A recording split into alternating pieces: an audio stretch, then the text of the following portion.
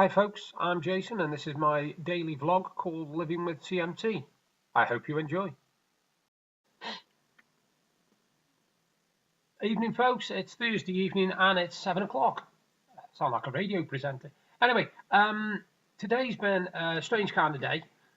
I knew I'd got a bit of stuff to do, so I got in touch with a couple of companies about things that were outstanding. I've also been up to the hospital today I told you my caliper had broke, what I have to use on a daily basis. Luckily I have got two pairs, so that's fine. I took it up and got that repaired. Now at the same time I was having something called an All-in-Man repaired.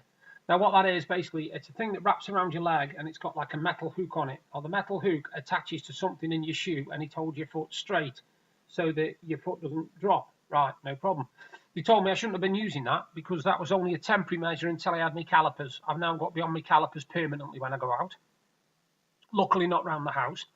But while I was up there, I went into the reception and inquired about the neurologist. I'll just explain a little minute. I was under a neurologist called Dr.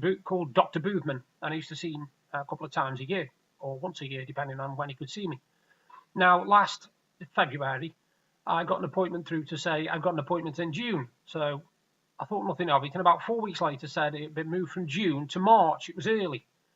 Anyway, so I was waiting till the end of March. And about a week and a half, 2 weeks before I was due for that one, I got another one to say that it had been cancelled and they would get in touch with me to tell me when the next one was. And that was in March. Anyway, I hadn't heard anything by late June, early July. So I got in touch with them, only to be told that my neurologist had actually retired. They hadn't let me know, but he'd retired and they would be having another neurologist come along and he would pick up the patients, but I'd have to wait a little while to find out who it was. Now, this was in June last year. It's now January. Anyway, I went in, asked about it. They gave me a number to ring. So I came back home and I rung the number and it was ringing and ringing and ringing. Literally, I was on answer phone thing for 10 minutes and I thought, well, look at this. Luckily, they gave me an email address. So I sent an email to them and they were prompt, I must admit. They got back to me very, very quickly. The gist is that they still haven't got a neurologist for the neurological patients. So I am without one. The fact that I need one because of some assessments I'm due to go through for PIP, which is everybody's favourite thing, because at the moment I am on the low rate of mobility and I was on the high rate of DLA for mobility, and for some reason they put me on the low rate of PIP, even though when I was first put on DLA, especially the high rate of mobility, I didn't have that much wrong with me, to be perfectly honest with you, but they still put me on it. Anyway, my legs are a lot worse now. I can't go out unattended. I can't climb on and off buses without any help because I'm scared of falling and dropping and all sorts. The weather doesn't help either because the weather in the last couple of days has been really bad, icy underfoot, etc. So my legs and my balance have been all over the place. Now, I'm obviously trying to get PIP at the high rate of mobility. And the problem I've got is it asks for your specialist. Well, my specialist was Dr. Boothman. I have been told I can still use his name because what they would do, if the social get that name, they will obviously confirm it. But the neurology department will know that it's an ongoing thing and that I'm waiting for a referral. And they said it could actually help me to get an appointment quicker because one of the neurologists might see it and go, oh, we need to see this guy, I'm a lot worse than I used to be. I know I am. My hands and my arms and my legs and my back and all sorts. But I'm not doing it for that. I'm doing it because I can't understand why I was on the high rate of mobility on DLA and they put me on the low rate of mobility on PIP. It doesn't make no sense. It's as if my legs have got better and they haven't got better. They've got a lot worse. I am a lot more scared, I suppose the word is, of being on my own when I'm out because I am frightened of falling. I am frightened of making myself look a fool. I'm frightened of overbalancing on a bus. I'm frightened of falling when I'm in shops. If I've got somebody with me, it gives me a bit of reassurance. But I still do not like being on my calipers and my stick and relying on my legs not going to sleep, etc., etc. It's not nice. It's not nice at all. Now, I haven't got any movie reviews today because I haven't watched any films today. We haven't watched anything tonight. We've been busy. Dad's been sorting some stuff out, so we didn't even have tea till about an hour ago. So, no films tonight. I finished my book last night, my Eric Bristow biography. If you get a chance, go on to Smash Bomb, look up Son of Del 45, and you will find all my movie reviews, book reviews, and everything else I've done. I love doing that. Absolutely love doing my reviews on Smash Bomb. It is fantastic. If you go on there, like I say, you can rate anything from movies, books, games, apps. God, there's tons of stuff you can rate on there, and it's worth doing. It really is worth doing. You can win a lot of stuff on there with competitions and prizes for, all the reviews that you do and everything. I haven't got a lot planned for tomorrow. We may be going town because we need a few items. We haven't been out for over a week and we're getting a bit four wall syndrome. I don't think you could count what I did today because obviously I know I went out to the hospital, but I was there and back in half an hour. Although they did cock that up as well because they told me that the hours of the surgical appliance department was 10 till 4, Monday, Tuesday and Thursday. However, that they would be on lunch from 12:30 till 1. So I thought nothing of it.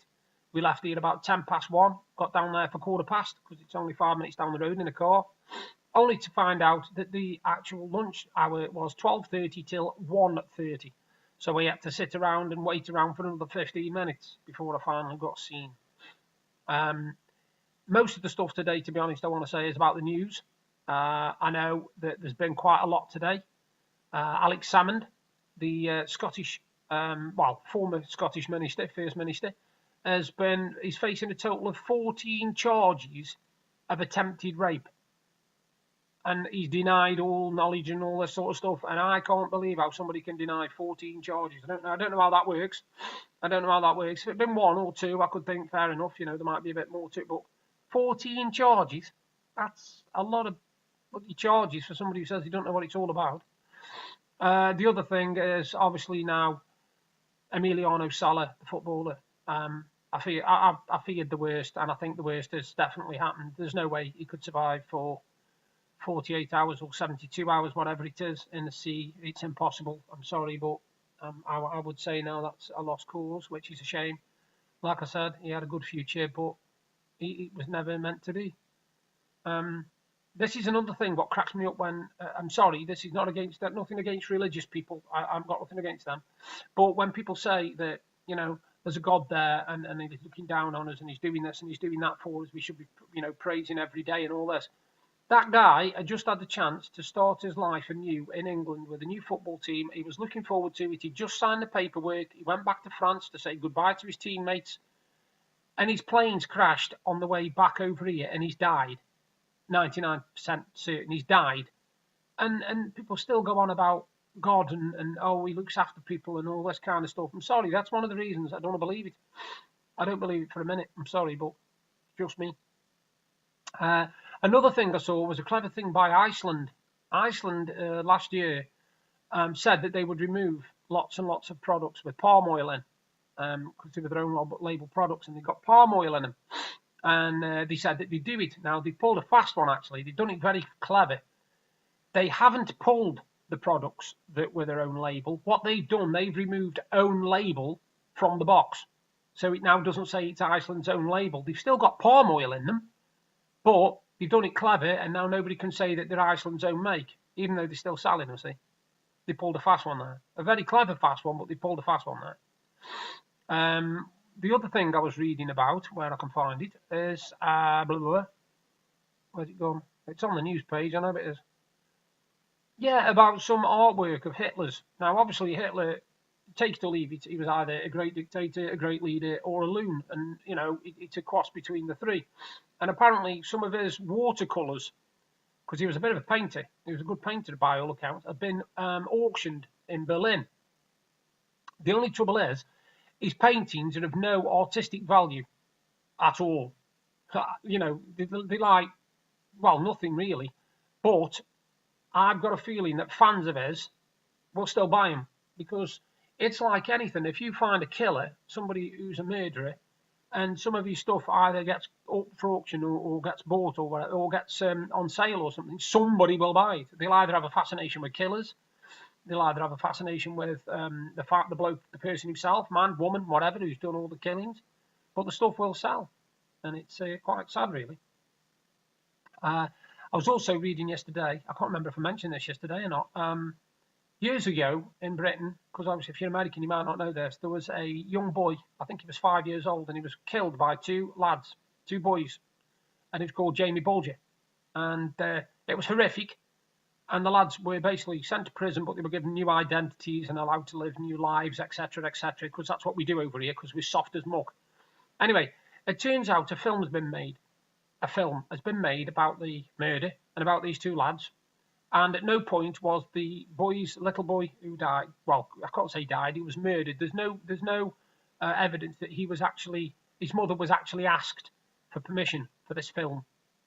Now, all of a sudden, it's been made, which is disgusting anyway, because they're basically giving their fame, and they shouldn't have any fame. And it's now been nominated for an Oscar, believe it or not.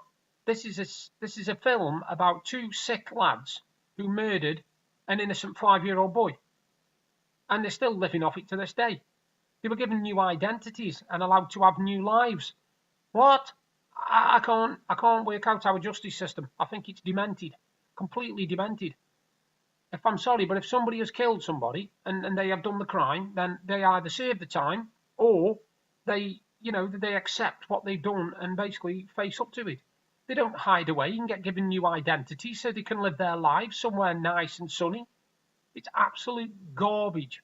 Sorry, but our British what's-it system is terrible. It really is bad.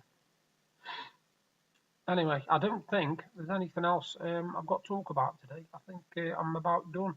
I haven't had any posts as such. I've had a few emails off different companies who want me to do some forums and groups and all sorts of weird and wonderful stuff. So I've got a lot on in the next couple of weeks. I also saw something today. I was just thinking this actually. When I was at school, these secondary school tables and all this cobblers didn't exist, to be honest with you. Otherwise, Burnwood School would have been shut down years ago. I went to school called Burnwood High School in Chally. And it wasn't God's best education. It wasn't an Oxford or a Cambridge. You know what I mean? It was a bog standard school. And they used to say it was that rough that even the dogs carried flick knives. It was one of them sort of places. And I remember when I was at high school, if there was a fight or something like that, then teachers would come along and they'd break it up and you'd get in trouble, suspended or whatever, right? Now, I know for a fact that these days things are a bit more violent than that. Excuse me, this is believe it or not, this is a whiskey hot chocolate. Coffee. Hot chocolate, whiskey, yeah. And it's bloody lovely. Yeah, so when I was at school, like I said, that's what happened, because you were fighting, you would fisticuffs, fist, kick, pump, whatever. Job done. Once it was broken up, it was broken up. Now, I know that there's a lot of violence in schools these days, and there's kids carrying knives and stuff like that, which obviously, if somebody's carrying a penknife, then you can see they're carrying a penknife. What I found disturbing today on Facebook was there was a video, what somebody put on there, of a fortnight knife. But it wasn't, it was a pen. It was basically a bog standard pen, about yay long, and when you unscrewed the end, you got the pen. But the other end that was in the actual casing was a knife with a serrated edge. Now, this had been taken off a boy in a school. This is the kind of things that they are carrying in school, a serrated penknife. I mean, what the hell is the world coming to? We won't have to worry about the next generations, because there won't be one if we carry on. They'll all kill each other off.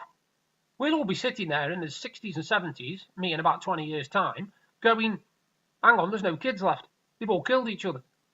Because that's the way it's going. People are killing each other at such a rate of knots, it's astounding. And like I said, I always remember when I was at school, mate, you got in a fight with somebody, it was thump, thump, and then it was the teacher who won every time almost. I got a few pastings myself when I was at school. I got bullied a lot as well, but nothing to the extent of nowadays, because I could go home and I could get away from it. Unfortunately now they can't get away from it. It follows them on the mobile phones, it follows them on social media, Facebook, Twitter, emails. People are doing stuff like this and they're taunting people. And then when they take their own lives, all you get is people saying, oh, I can't understand why they did that. It was only a bit of bullying. Unless you have been bullied, mate, you will not know what bullying is. Because once you've been bullied and you have to deal with it, because I had to deal with it, I tell you, I had to deal with it, and it's one of the most traumatic things I've ever been through in my life. So just remember, this little taunting and teasing and bullying, it means hell of a lot more. And soon, 1 minute you're taunting somebody and the next thing they're caught swinging on a tree. So just, take it easy. Anyway, that's my video for tonight. You all take care, and I'll do another video Friday. Well, tomorrow. Bye. Thank you for watching my daily vlog. I hope it was informative and interesting. If you like what I'm doing, then you can subscribe to my channel by clicking there. And if you want to see exactly what I was talking about yesterday, you can look up there.